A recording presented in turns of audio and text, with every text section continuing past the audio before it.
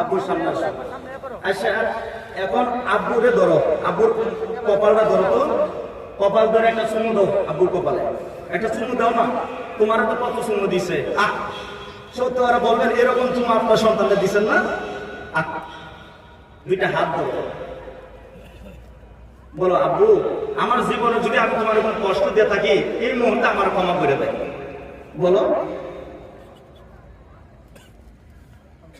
বাজার আপনি খুশি হয়েছেন যে আপনার সন্তানের কথা বলায়, যাইয়া দেখেন এই বাবা বুঝতে পারে হুজুর এত বড় ভাগ্য, বসেন হুজুর এত বড় ভাগ্য আমার হয়েছে যে সন্তান আজকে আমার কাছে ক্ষমা চাইছে।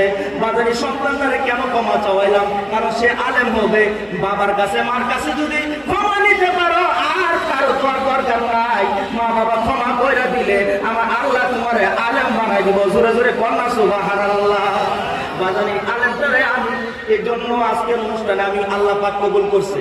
বাবার পক্ষ থেকে তুমি মাপ চাইছো, মার কাছেও মাপ চাইয়া নিবা। পৃথিবীতে আর কোনো তোমার বাধা নাই, আলেম হওয়ার জন্য বাধা নাই, তোমার উন্নতি হওয়ার জন্য বাধা নাই, তুমি কোরআন শিখবা বাধা নাই, এলেম শিখবা কোনো বাধা নাই।